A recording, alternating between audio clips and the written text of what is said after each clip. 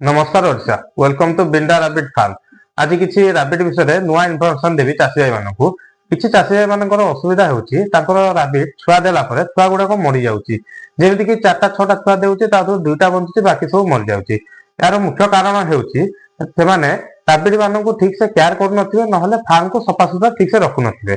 आउ किछि चाषी भाई माने कहउचंती आमे रैबिट को केयर भी करूछु फार्म को सफा भी रखुछु ता परे भी हमर ए सब असुविधा होची। ता माने तांकर जो फार्म रे रैबिट थिवो सेटा हाइब्रिड रैबिट होई नथिवो जोटा कि हमर लोकल देसी रैबिट हेतिवो। लोकल देसी रैबिट जदि हेतिवो सेमानकर छुआ किछिटा मरि जानती।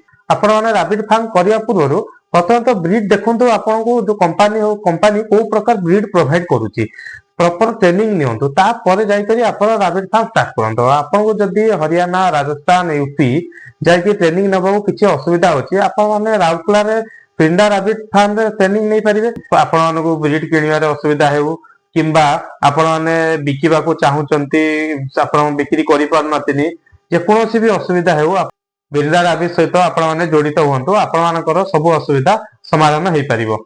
मु जानिया को पाइली किछि कंपनी अछंती जोटा कि रैबिट फार्म सेटअप लागि 10 यूनिट की 7-3 लाख टंका 4 लाख टंका चाषी भाई मान ठारू नेउचंती। या द्वारा किछि चाषी भाई माने आगभर होउनातिनी रैबिट फार्म करिया पई आपण माने मो सहित जडित हले मु आपण मानको ताठारू भी कम पैसा रे प्रॉपर ट्रेनिंग सहित रैबिट फार्म सेटअप करे दै परिबी। बिंडा रैबिट फार्म लक्ष्य होची चाषी भाई माने केमिति अल्प पैसा रे इन्वेस्ट करिकि अधिका लाभवान हेई परिबे। तळे दे आइथा नंबर रे आपण माने मो सहित जोगाजोग कले मु आपण मानकर जे कोनोसी भी असुविधा हेउथबो मु समाधान करि परिबी।